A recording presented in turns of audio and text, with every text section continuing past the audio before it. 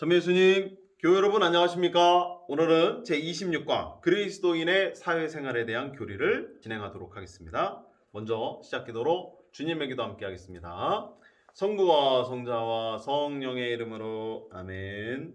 하늘에 계신 우리 아버지의 이름이 거룩히 빛나시며 아버지의 나라가 오시며 아버지의 뜻이 하늘에서와 같이 땅에서도 이루어지소서. 오늘 저희에게 일용할 양식을 주시고 저희에게 잘못한 일을 저희가 용서하오니 저희 죄를 용서하시고 저희를 유혹에 빠지지 않게 하시고 악에서 구하소서. 아멘. 성부와 성자와 성령의 이름으로 아멘. 네, 오늘은 제26과를 살펴볼 차례입니다. 우리 그리스도교인들이 사회생활을 해나가면서 또 생각해야 할 부분들과 또 삶의 태도와 자세, 그리고 우리가 나아가야 할 방향은 어떠해야 하는지 오늘 이 26과의 내용을 통해서 우리가 함께 생각해 보는 시간을 갖도록 하겠습니다. 논리적인 측면이라기보다 우리 일상생활에 관련된 우리의 실질적인 생활에 대한 이야기들입니다. 그래서 약간 교리 시간이라기보다 도덕 시간, 윤리 시간과도 같은 그런 내용들이 오늘 수업에 줄을 이루게 될 것 같습니다. 그래서 오늘은 교재를 조금 좀 자세하게 읽어가면서 함께 생각해 보아야 할 이야기들을 여러분들과 나누도록 하겠습니다. 교재 229페이지에 보면 제일 먼저 그리스도인의 사회적 책임에 대한 이야기가 나오고 있습니다. 먼저 사회라는 개념에 대해서 우리가 살펴보아야 되겠죠. 우리 인간들은 혼자서는 살아갈 수가 없죠. 무인도에 홀로 남겨져서 살아가는 그런 사람들이 우리는 아니니까요. 둘 이상의 사람들이 모여 살아가고 나도 알게 모르게 다른 사람들에게 영향을 주고 또 영향을 받으면서 살아가고 있습니다. 우리 모두가 이렇게 서로서로 어우러져서 함께 살아가고 있는 이 세상, 그 안에 우리는 사회생활을 하고 있다 말할 수 있습니다. 그래서 사람은 사회 안에서 지식을 습득하고 삶을 유지하기 위한 재화를 획득하며 자기 완성을 이루어 나가게 된다라고 말하면서 오늘 이 교리는 시작되고 있는데요. 둘 이상의 사람들이 모여서 살아가는 이 공동체를 우리는 사회라고 하느니만큼 그만큼 우리 서로가 서로에게 영향을 주고받는다. 그래서 그 안에서 우리는 내 자신이 받아 누려야 할 것도 있지만 누군가에게 또 건네고 함께 나누어야 할 부분들도 분명히 있다라는 거.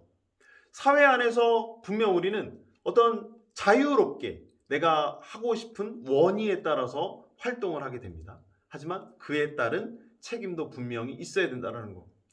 내 자신 스스로가 자유롭게 살아가지만 그 자유가 절제되지 않고 이기적으로 흘러갔었을 때 정말 그 자유는 방종이 되겠지요. 그죠? 그 방종이 되지 않도록 내 자유에 대한 책임과 그리고 그에 따른 어떤 의무를 다해야만 우리는 보다 안정적이고 함께 더불어 살아갈 수 있는 이 좋은 세상 속에서 좋은 사회 활동을 함께 영위할 수가 있겠죠. 사회생활을 해나가면서 가끔씩 생기게 되는 어떤 갖가지 불화와 다툼, 그리고 차별과 소외, 불평등과 부조리를 겪게 되지만 이런 것들을 잘 극복하고 이겨내 갈 수 있도록 노력해야 되겠죠.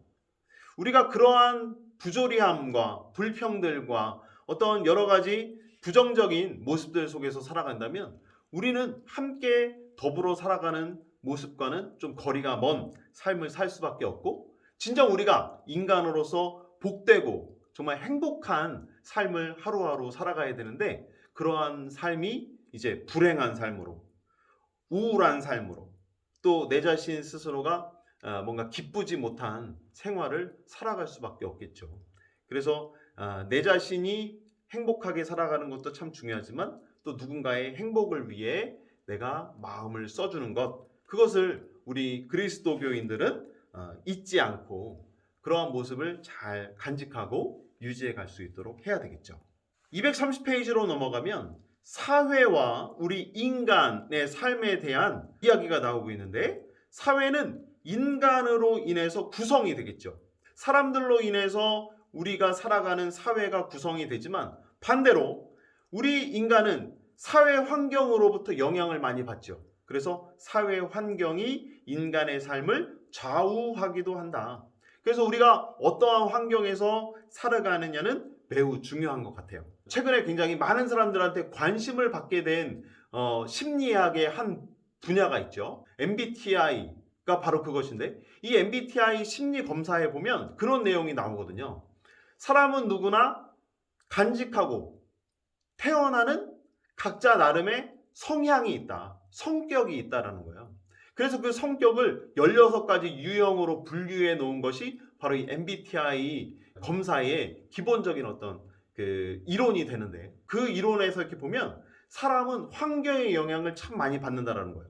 그래서 그 환경이 어떠냐에 따라서 태어날 때부터 내가 간직하고 태어나는 성향이고 성격이지만 그 성격과 성향이 시간이 가면 갈수록, 그리고 내가 어떤 환경에 처해지냐에 따라서 변화하기도 한다라는 거예요. 그만큼 우리 인간은 사회 환경에 어떤 지대한 영향을 받으면서 살아가고 있다라는 거죠. 따라서 우리가 예수님의 가르침에 따르는 삶을 살아가려고 한다면 우리 사회의 그릇된 가치관에서 벗어날 뿐만 아니라 왜곡된 세태에 젖어버렸던, 알게 모르게 나도 모르게 타성에 젖었던 삶으로부터 과감하게 벗어날 수 있도록, 그런 환경을 탈피할 수 있도록 굳은 의지와 다짐을 가질 필요가 있다는 거죠. 우리가 사회를 구성하고 그 사회 안에서 살아가면서 분명 그 사회의 영향을 받아요. 그러므로 우리가 더 그리스도인으로서 예수님의 마음과 뜻에 입각한 사람으로 변화될 수 있다면 바로 우리들이 살아가고 있는 이 사회와 이 환경을 그리스도교적으로 탈바꿈시켜갈 필요가 있다라는 거죠. 여전히 비가톨릭적이고 여전히 예수님의 뜻에 어긋나고 여전히 세상사에 어우러지는 지금 그대로의 환경과 사회 속에서 살아가면 우리 그리스도교 신앙인들은 예수님의 뜻에 따라서 그리고 그분의 가르침대로 살아가기가 많이 어렵겠죠. 그래서 우리가 처해 있는, 우리가 살아가고 있는 이 환경을 좀 그리스도의 정신에 맞게끔 우리가 바꾸어 갈 수 있도록 굳은 의지와 어떤 다짐, 새로운 실천의 모습이 분명히 필요하다라는 것을 교재는 알려주고 있습니다.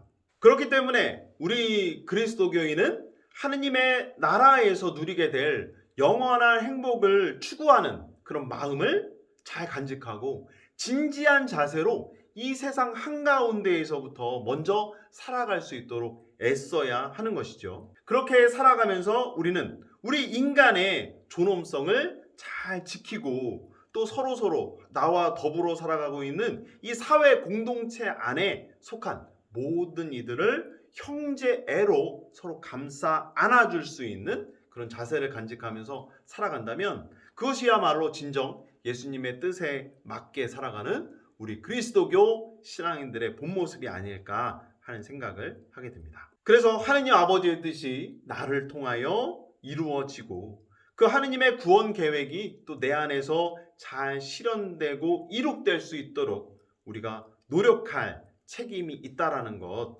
분명 여러분들도 잘 기억해 주시기를 바라겠습니다. 이어서 인권과 평등에 대한 내용을 살펴보도록 하겠습니다. 다들 아시다시피 저는 사제가 된 후 9년 4개월가량 학교에서 교직을 수행하는 교목신부로서 사목을 했었습니다. 그때 학교에서 생활을 해나가는데 어느 날부터인가 학생 인권 조례라는 것이 굉장히 커다란 이슈가 되어서 부각이 되었습니다. 말 그대로 학생들의 인권을 보호하는, 그래서 그 아이들이 차별을 당하거나 선생님들로부터 굉장히 심한 꾸중을 듣거나 체벌을 당하는 그러한 모습, 그래서 학생이 학생으로서의 어떤 권리와 또 학교 안에서의 모습을 잘 간직해 나갈 수 있도록 하는 그 학생 인권 조례라는 것이 이제 법안으로 이제 상정이 되어서 그렇게 실행이 되었었죠. 근데 그 학생 인권 조례가 나온 것이 저는 참으로 기쁜 소식이다 싶었습니다. 왜냐면 우리 모두도 다 과거에 학창 시절을 겪었는데 과거에는 우리가 선생님들께 너무 많은 체벌을 심하다 싶을 정도로, 과하다 싶을 정도로 받았던 기억들이 아마 있으실 거예요. 지각했다고 맞고, 떠들었다고 맞고 졸았다고 맞고 심지어 뭐 시험을 보더라도 1점이 떨어졌다고 또 한 대 맞고 그러면서 막 맞으면서 교육받았던 그 지난날에 좀 안 좋은 기억들이 있죠. 그러다 보니까 학생들을 너무 억압하고 또 강제하는 그러한 잘못된 선생님들로 인해서 학생들의 인권이 뭐 점점 나락으로 떨어지고 있다. 그런 위기스러운 현실을 반영하여서 이제부터라도 학생들의 어떤 인권을 좀 되찾아주고 그 인권을 좀 신장시키자라는 차원에서 그 조례가 나왔던 것 같아요. 그래서 아이들이 좀 더 편안한 마음으로 또 자율적인 모습으로 그렇게 학교 생활을 잘 해나갔지요. 그런데 그 좋았던 모습이 또 조금씩 폐단을 드러내기 시작했습니다. 뭐냐면 학생들의 인권에 대해서만 또 강조를 하기 시작하다 보니 역으로 이제는 선생님들의 인권이 침해를 받게 되죠. 그렇습니다. 바로 교권이 추락하고 교권이 타격을 받고 그래서 학생들로 인해서 상처받고 아픔을 겪고 고통을 당하는 선생님들이 하나둘씩 늘어나기 시작했어요. 특별히 여자 선생님들 같은 경우는 짓궂은 장난을 하는 아이들 때문에 곤욕을 치르기도 했고 뭐 여러분들 다 기억하실 거예요. 심지어 아이들한테 폭행을 당하는 교사까지 생기는 그러한 모습들. 어떤 인권을 중요시하고 그런 어떤 사람의 권리와 의무를 보호해 주려고 하는 이런 자세는 참 좋았으나 그것이 드러내고 있는 또 하나의 단점을 간과하거나 놓치게 될 경우 어떤 한 특정 부류의 인권만을 강조했었을 때에 드러났던 폐단을 저는 학교에 있으면서 많이 느꼈거든요. 예전에는 학생들의 인권이 사실 중요시 여겨지지 않거나 혹은 소홀히 되는 경우들이 있었죠. 그래서 그때는 분명 학생들의 인권을 되살려주고 지켜주고 보호해 주려고 하는 이런 움직임들이 굉장히 필요했었죠. 하지만 그런 것들이 이렇게 또 악용이 되는 부분들도 분명히 있더라. 그래서 우리 모든 인류는 각자 나름의 권리를 보장받으면서 살아가야 하죠. 어떠한 특정한 계층이라고 해서 어떠한 특정한 지위를 누리고 있다고 해서 그 어떤 그 인권에 어떤 차이가 있거나 차별이 있어서는 안 된다. 그래서 필요한 것은 좀 더 평등을 향해 나아가는 인권이 되어야 하지 않겠는가. 그래서 교재에 나오는 것처럼 인권의 침해는 인간의 본성을 파괴하고 침해하는 행위에서 끝나는 게 아니죠. 더 나아가서 뭐냐면 이것은 그러한 인권을 인간으로서의 어떤 존엄성과 그 인간이 지니는 어떤 권리와 그 인간의 아름다운 모습을 해쳐버리는 것이므로 그 모든 것을 그 인간에게 부여해 주시는 하느님까지 모독하는 행위다. 그래서 죄악이 되는 행위다라는 것을 우리는 기억해야 돼요. 뭐 그런 어떤 인권의 차별과 어떤 차이를 불러왔었던 과거에 안 좋았던 모습들과 환경들이 있었죠. 이제는 그것을 탈피하고 아까 처음에 말씀드린 것처럼 그러했던 환경을 바꾸고 변혁시켜 갈 수 있도록 그래서 우리가 좀 더 나은 환경에서 내 자신 스스로가 하느님을 어떤 모독하는 인권 침해의 행위였다면 이제 그것을 다시 회복해서 인간의 기본권과 어떤 존엄성을 다시 간직할 수 있는 이런 모습으로 뛰어가야 한다라는 거죠. 그래서 그 어떠한 교재에 나오듯이 성별, 인종, 뭐 어떤 피부색, 사회적인 신분과 언어, 종교 등에서 비롯된 그 어떠한 차별도 이제 우리는 거부할 수 있어야 되고 그러한 차별은 하느님의 뜻에 어긋난다라는 것을 우리는 꼭 기억할 수 있어야 됩니다. 그래서 우리 모든 사람들에게는 타인의 인권을 존중하고 보호해주고 그리고 그 인권을 증진시켜줘야 할 의무가 있음도 우리는 이 시간 함께 생각해 보았으면 좋겠습니다. 231페이지로 넘어가서 사회 정의와 공동선에 대한 이야기를 함께 나눠보도록 하겠습니다. 사회 정의는 인간의 존엄성과 기본권이 존중될 때 실현된다. 그 존엄성에 해악이 가해지거나 기본권이 갖춰지지 않고 인간으로서 어떤 누리고 또 간직해야 할 그 권리가 상실이 되게 된다면 우리 사회의 정의는 그만큼 실현될 수가 없겠죠. 존중될 수가 없다라는 겁니다. 그 밑에 보시면 그래서 우리에게 필요한 것은 바로 공동선이다. 지난 시간에도 말씀드렸다시피 우리가 경제 생활을 해나감에 있어서 나의 이익만을 이기적인 마음으로 혹은 어떤 능력주의에 따라서 내가 잘해서 내가 잘 벌고 잘 먹고 사는 거지 하는 생각으로만 끝나버린다면 우리는 나의 선익을 위해서 애쓴 것이지만 누군가 다른 타인의 선익과 사회의 어떤 발전과 공익에 이바지하는 모습은 그만큼 부족해진다고 말씀을 드렸었죠. 그런 것처럼 공동선을 위해서 우리들은 이 사회생활을 해나가야 되는 것인데 그래서 공동선은 모든 인간이 함께 행복해지는 사회를 향한 원리가 되어야 된다는 거죠. 함께 행복해지는 것 매우 중요한 것 같아요. 어떤 분이 이런 적이 있을 때요. 어느 날 월급을 받았는데 호봉이 올라서 그달에 월급이 조금 오른 거죠.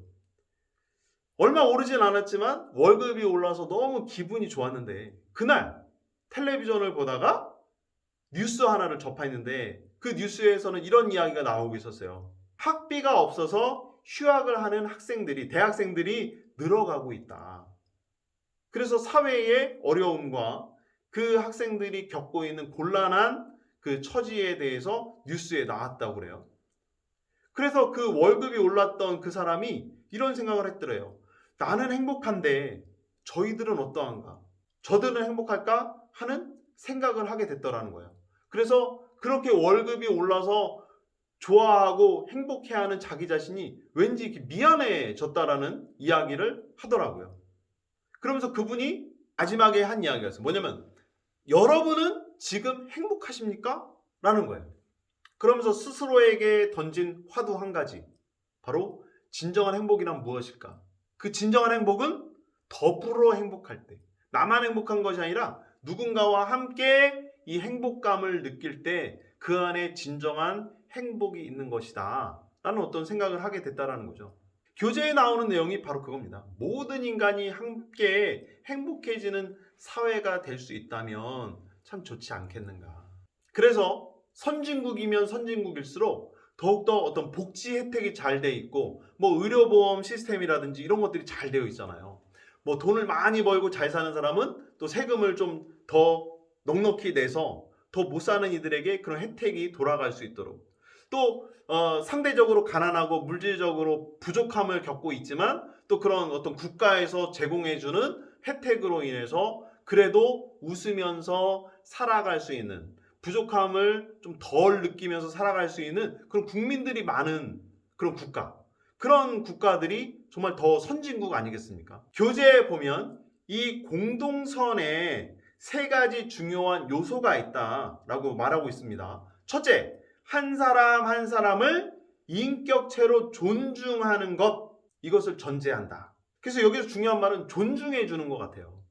무시하고 깔보고 뭐 그로 인해서 서로 시기하고 질투하는 이러한 사회가 아니라 한 명 한 명 모든 사회의 구성원이 존엄하고 존귀하고 인격체로서 존중받아야 한다라는 거. 그렇게 존중받았을 때 그 안에 진정 공동선이 무르익어 갈 수 있다라는 거.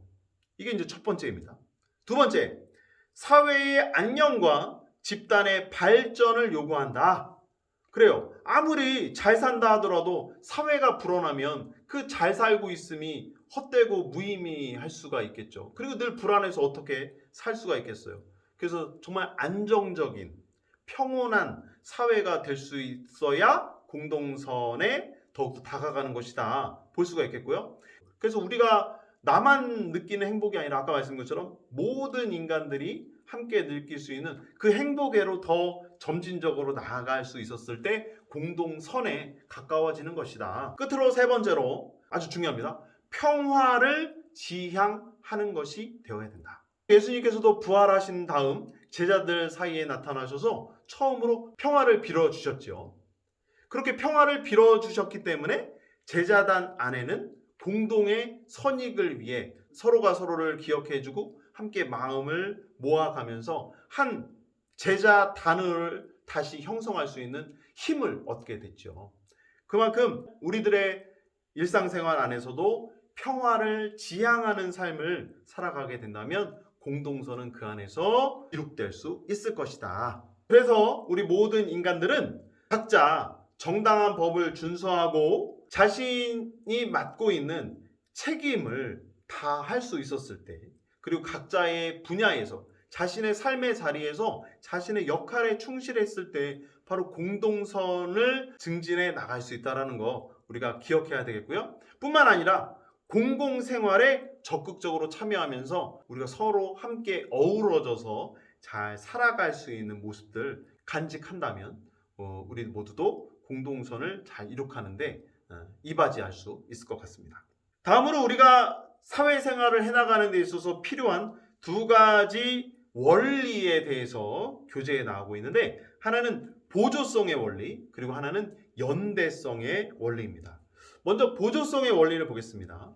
국가 또는 상위의 집단이나 단체가 개인이나 하위 집단이나 단체의 자율성을 존중해 주는 데 있더라. 그러니까 함께 이렇게 보조를 맞춰가야 된다는 거죠. 이런 경우가 있습니다. 상위의 집단들은 어떤 정책을 결정하고 그런 것들을 하달해서 따라오라 하면서 하위 집단에 있는 사람들에게 통보만 하는 경우들이 있죠. 그러면은 어떤 개인이라든지 소규모 집단들은 그 위에서 결정된 것을 갖고 무작정 따라갈 수밖에 없는, 그래서 그 소수의 의견과 작은 단체에서 건의했던 사항들은 위로 전달이 되지 않는 경우들이 있죠.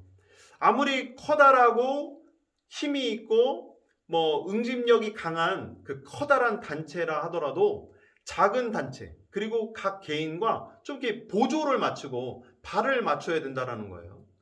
이런 장면을 상상해 볼 수가 있습니다. 어른과 어린아이가 손을 잡고 이렇게 걸어가죠. 이때 어른의 보폭과 그 어린아이의 보폭은 분명히 차이가 있습니다. 근데 어른은 어른대로 가고 아이는 아이대로만 간다면 둘은 함께 걸어갈 수가 없죠. 마찬가지죠. 보조성의 원리라고 하는 것은 어떤 크든 작든 어떤 다수이든 소수이든 그 안에서 서로가 함께 어깨를 마주하고 보폭을 같이 하도록 노력하면서 함께 이 길을 걸어가는 것, 이것이 우리 사회생활에서 필요한 보조성의 원리라는 거예요. 그래서 인간이 사회의 건전한 발전과 성장을 도모하고자 한다면 그만큼 개인과 고유한 단체 그리고 집단의 자발적이고 책임감이 높은 그런 어떤 생활들이 정말 전제되어야 하는 겁니다. 인간의 존엄성을 수호하고 각자가 지닌 권리 그리고 그 사람의 고유한 모습들을 잘 지켜줄 수 있는 그런 모습들이 우리에게 필요하죠. 그러기 위해서 더욱더 필요한 것은 바로 이 보조성의 원리다라는 것을 우리가 기억했으면 좋겠습니다. 다음으로 연대성의 원리를 보겠는데요. 연대성의 원리라고 하는 것은 모든 인간이 형제애로 서로 돕고 돌보아야 함을 이야기하고 있습니다. 연대성은 먼저 이익의 정당한 분배와 노동에 대한 정당한 보수를 통해서 드러나고 있으며 공정한 사회 질서를 위한 노력을 전제로 한다라는 거죠. 그래서 연대한다라는 것은 지난 시간에 했었던 그 그리스도인의 경제생활 부분과도 매우 밀접한 연관이 있는데, 고용주가 있고 고용인이 있다면 이 둘은 서로 연대해야 됩니다. 고용주는 고용인을 통해서 어떤 이익을 창출하고 그렇게 창출된 이윤들을 그 고용인들과 더불어서 함께 나눌 수 있어야 되죠. 그러기 위해서 고용인들은 고용주에게 협력하고 고용주의 어떤 역할과 그 어떤 임무들을 함께 동참하면서 잘 이룩해 나아갈 수 있도록 노력해야 된다는 거. 지금 말씀드린 이 내용이 바로 그렇습니다. 그래서 이 연대성의 덕목은 물질적인 이익만을 보려는 것에서 뛰어넘어서 이제는 정말 영적인 재화까지 나누려고 하는 모습을 함께 포함하고 있다. 그래서 물질적인 행복도 참으로 중요하겠지만 영적인 행복, 영적인 만족, 그로 인해서 인간이 누리고 있는 이 행복감을 더욱더 증진시켜 줄 수 있는 쪽으로 가기 위해서 이 연대성의 원리도 매우 중요하고 필요한 것이다 라고 볼 수가 있겠습니다. 우리 인간은 이 세상에 태어날 때 모든 것을 다 처음부터 간직하고 다 갖추고서 태어나지 못하죠. 다 부족하고 무언가가 모자라요. 그렇기 때문에 누군가로부터 도움을 받고 또 누군가가 이룩해 놓은 것을 나도 얻어 누리면서 우리들의 삶을 더욱더 풍족하게 살아가기 위해서 애를 쓰죠. 그래서 우리는 함께 사회생활을 하면서 서로 보완해주는 부분들이 분명히 있는 겁니다. 상호 보완적인 측면에서 서로가 서로에게 도움이 되는 삶을 살아가는 것, 이것이 바로 연대성의 원리라고 할 수가 있겠죠. 그래서 각자 나름대로의 어떤 부족함으로 인해서 분명 차이라는 것은 생기게 되겠지만 그 차이가 차별이 되지 않도록 이 연대성의 원리를 잘 생각해야 되겠고, 그 차이가 발생했지만 그 차이를 극복하고 서로가 지니고 있는 부족함을 채워주기 위해서 서로 섬기고 봉사하고 서로 친교를 나눌 수 있도록 하는 것, 이것이 우리에게 매우 필요하고 또 중요한 사항이 됩니다. 하느님께서는 저마다 필요한 것을 남에게서 받기를 바라시고 특별한 재능을 가진 사람들이 그 혜택을 필요한 사람들에게 이렇게 나누어 주기를 바라고 계시죠. 모든 사람들이 특별한 재능을 받진 못했으니, 그리고 모든 사람들이 똑같은 재능을 갖고 이 세상에 태어나지 못했으니 그만큼 특별한 재능을 지닌 이들은 그렇지 못한 이들에게 그 재능을 나눠주고 또 서로 각자 다른 재능을 서로 잘 활용하고 협력하고 협조하면서 그것이 정말 어떤 우리가 예상하지도 못했던 정말 시너지 효과를 낼 수 있도록 함께 연대해 나가는 것이 매우 필요하겠죠. 그래서 연대성은 공동선에 투신하겠다고 하는 강력하고도 항구적인 결의, 당찬 다짐, 이것이 된다라는 거고, 개인주의와 이기주의 그리고 전체주의와도 같은 잘못된 모습으로부터 우리를 극복하게 해주는 아주 좋은 모습이 될 겁니다. 그래서 힘이 있는 자와 힘이 없는 자, 가진 자와 가지지 못한 자, 이렇게 이분법적으로 나눠서 보는 것이 아니라 이 모든 이들이 함께 어우러져서 살아갈 수 있는 복된 세상, 바로 이 연대성의 원리를 생각한다면 그만큼 더욱더 가까이 나아갈 수 있지 않을까 싶습니다. 233페이지로 넘어가면 정치 공동체에 대한 이야기가 나옵니다. 정치 공동체는 인간의 기본적인 권리와 의무를 보호하고 증진함으로써 공동선의 실현에 이바지해야 합니다. 정치 권력은 사회생활의 모든 영역에 영향을 미치며 또한 모든 국민에게도 직접 영향을 끼칩니다. 그래서 정치 권력은 무엇보다 먼저 인간의 기본권을 존중할 수 있도록 해야 된다. 그래서 우리는 항상 이 정치를 해나가는 그 위정자들을 위해서 기도를 많이 하죠.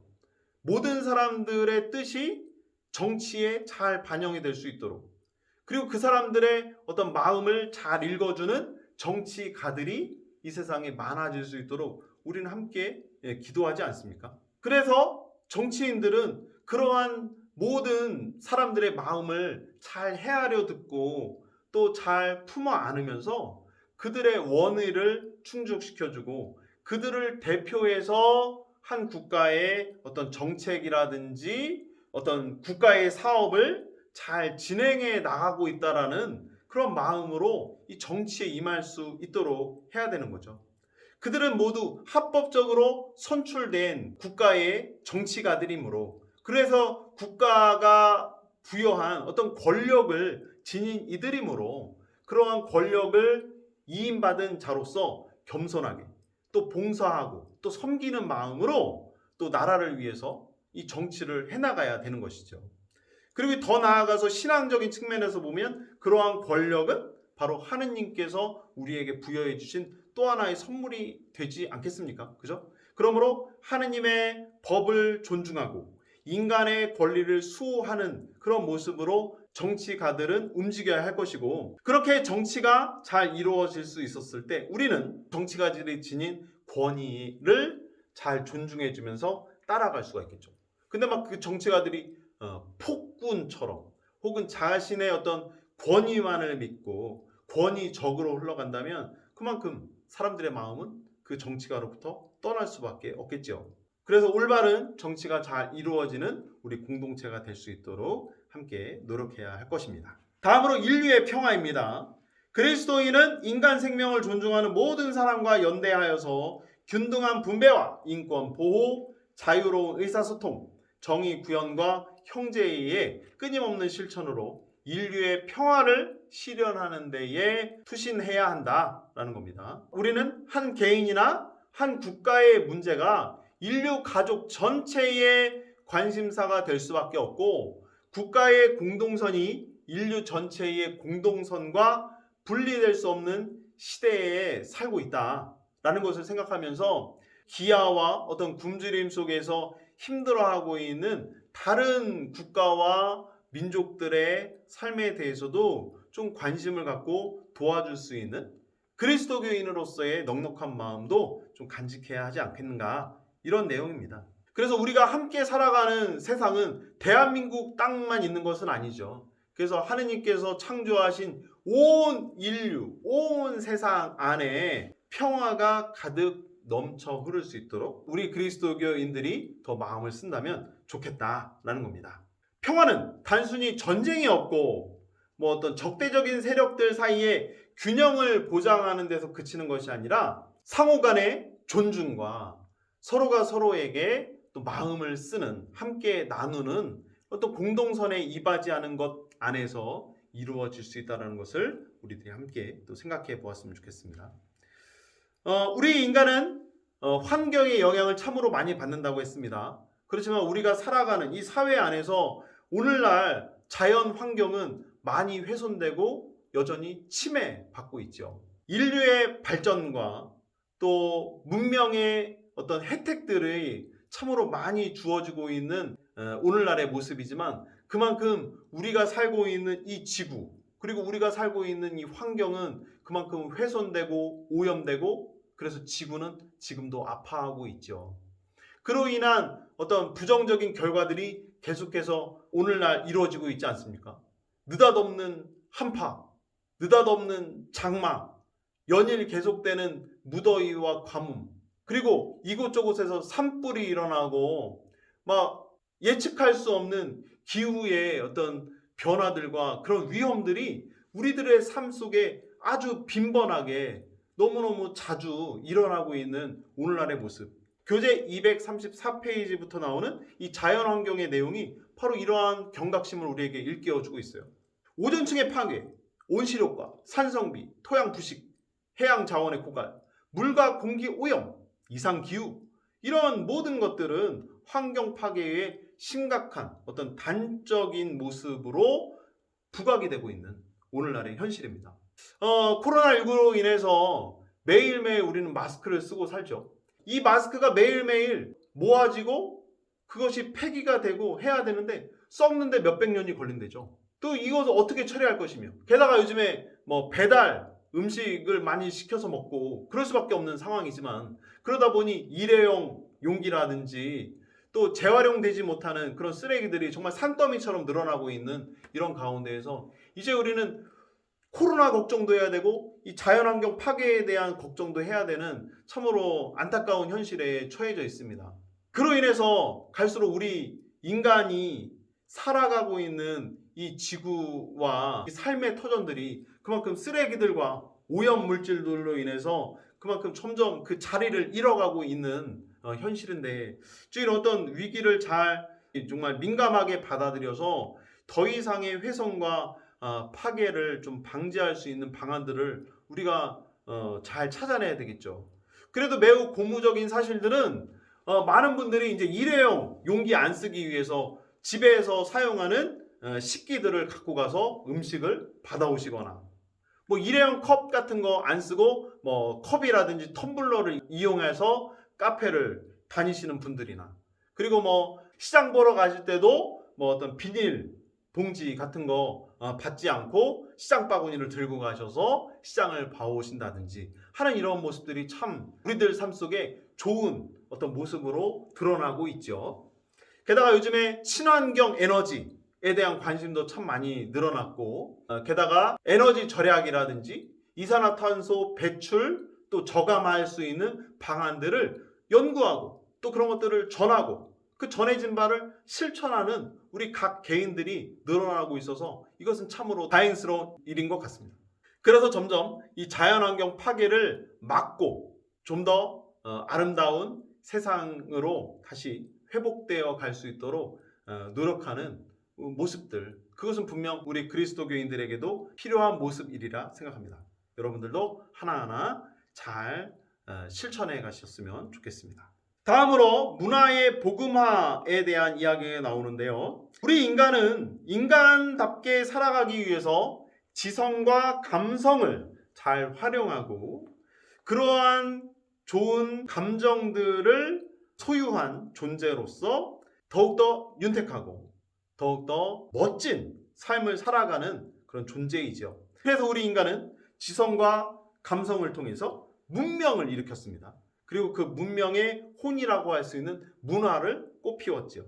하지만 반면에 이런 것들이 부정적인 방향으로 흘러가고 굉장히 어떤 상품으로만 전락하게 되면서 우리 인간들의 삶에 어떤 소비의 성향만을 키우는 인간의 욕망만을 채워주는 부조리한 모습들이 드러날 수가 있죠. 이런 것들은 분명 우리가 지양할 수 있어야 되겠습니다. 그래서 어떤 문학과 예술에 대한 지나친 어떤 사치적인 경향이 있어서 뭐 누군가의 작품을 왕창 사들인다든지 그런 소비를 부추긴다든지 또 때로는 개인적인 욕망과 쾌락을 추구하기 위해서 문화와 예술적인 측면을 탐닉하게 되는 경우, 게다가 그런 것들을 우상으로 만들어서 상품화하고 있는 오늘날의 부정적인 모습들, 이것은 우리가 진정 극복해야 되는 문화의 한 단면이 되고 있습니다. 그래서 우리 그리스도교인은 문화가 진정 그리스도의 복음에 입각한 복음화가 될 수 있도록 힘써야 할 텐데요. 개인적인 욕망과 여가되지 않은 본능을 그대로 드러내는 현대 사회의 퇴폐적이고 향락 소비적인 이런 어떤 문화가 되지 않도록, 그래서 그런 문화와 예술과 모든 어떤 창작품들이 인격을 닦고 인성을 키워줄 수 있는 건전한 문화 생활을 영위하는 쪽으로 흘러갈 수 있도록 우리 그리스도교인들이 앞장서서 노력해야 할 것입니다. 끝으로 세상의 빛과 소금에 대해 보겠습니다. 예수님은 우리 그리스도교인들이 세상에서 살아가면서 빛이 되고 소금이 되길 바라셨죠. 그래서 예수님은 말씀하십니다. 너희는 세상의 빛이다. 너희는 세상의 소금이다. 그래서 그 빛으로서의 그 밝게 빛나는 모습을 잃지 않도록 누군가에게 길을 알려주는 한 줄기 빛이 되기를 예수님은 바라셨죠. 그리고 짠맛을 잃은 소금은 길바닥에 버려질 수밖에 없듯이 우리도 그리스도교인으로서의 그 짠맛을 잘 간직하고 지켜나가면서 누군가에게 정말 맛깔나는 삶을 선물로 줄 수 있는 참다운 신앙인이 될 수 있도록 우리는 노력해야 하겠습니다. 세상의 어둠을 밝히는 빛이 되십시오. 그리고 세상의 부패를 방지해 줄 수 있는 소금이 되도록 우리 함께 노력해야 하겠습니다. 이를 위해서 우리는 먼저 신앙생활과 사회생활의 조화와 균형을 이루어야 하겠죠. 너무 신앙생활만 열심히 해서도 그렇다고 너무 사회생활만 매진해서도 안 될 것 같습니다. 이렇게 우리가 세상에서 빛과 소금으로서의 역할을 잘 해나간다면 우리들이 살아가고 있는 이 지상에서의 삶은 진정 하느님 나라를 미리 체험해 볼 수 있는 아름답고 복된 세상이 될 수 있을 겁니다. 그러한 세상을 이룩해 나가기 위해 우리 함께 노력하고 그러한 도우심을 하느님께 잘 청했으면 좋겠습니다. 이렇게 오늘 우리는 제26과 그리스도인의 사회생활에 대한 내용을 살펴보면서 또 여러분들과 많은 이야기를 나눴습니다. 여러분들이 살아가고 있는 이 세상 안에서 그리고 이 사회 안에서 우리가 함께 더불어 살아가는 많은 이웃들과 또 복된 삶을 잘 살아가시고 어떻게 살아가야 더 행복한 삶을 살아갈 수 있을까 또 우리가 생각할 수 있는 그런 시간이 되셨길 바랍니다. 드디어 다음 시간에는 대장정의 막을 내리는 27과에 대한 내용을 살펴보게 됩니다. 지금껏 잘 들어주셨는데요. 또 마지막 과까지 열심히 잘 들어주시고 또 이 내용을 통해서 가톨릭 교회의 교리를 또 잘 숙지하시는 우리 교우들이 점점 늘어나고 많아졌으면 하는 바람도 가져보게 됩니다. 그럼 마지막 시간에 뵙도록 하고 오늘 교리 수업은 여기서 마무리 짓도록 하겠습니다. 마친 기도로 영광송 마치겠습니다. 성부와 성자와 성령의 이름으로 아멘. 영광이 성부와 성자와 성령께 처음과 같이 이제 항상 영원히 아멘. 성부와 성자와 성령의 이름으로 아멘. 여러분 감사합니다. 수고하셨습니다. 준비해온 저의 삶을 드리니 받아주소서.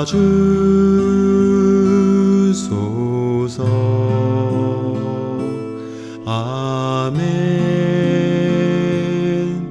아멘. 세상 모든 이 잠든 고요한 밤에 촛불 하나 밝히고 드렸던 제 기도. 아멘 아멘.